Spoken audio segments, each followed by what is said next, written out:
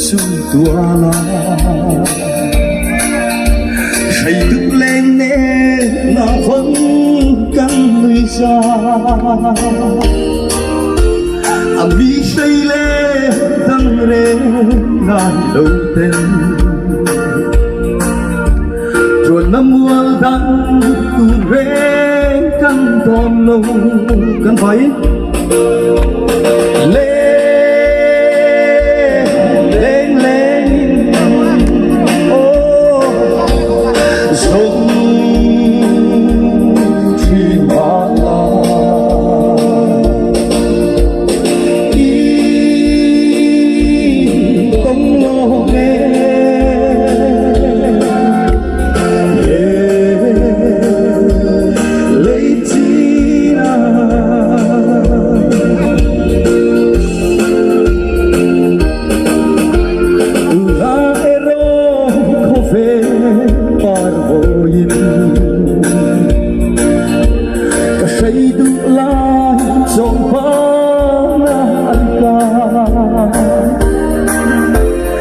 chẳng tu rê cái to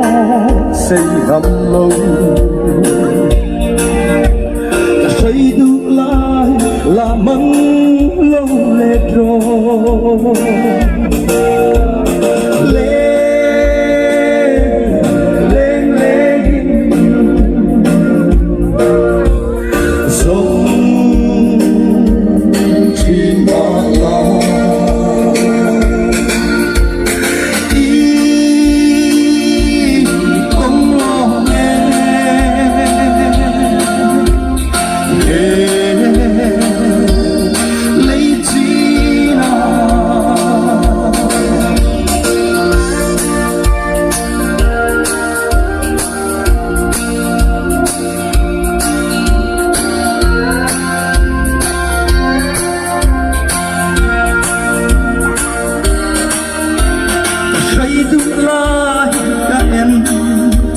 lâu tê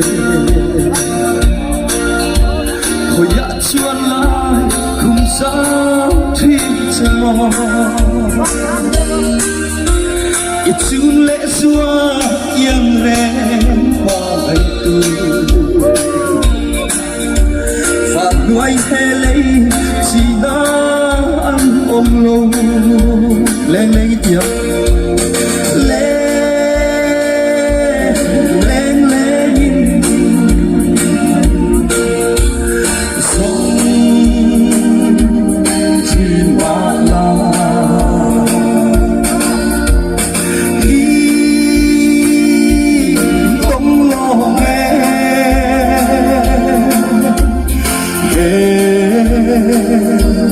lấy chi nào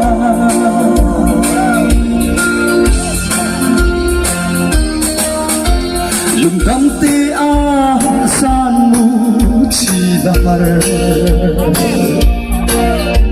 hình lại ruka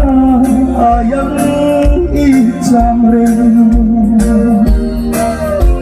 hình xuân mô karin lâu căn lệ ít chun lệ xóa mà vẫn cần chặt bê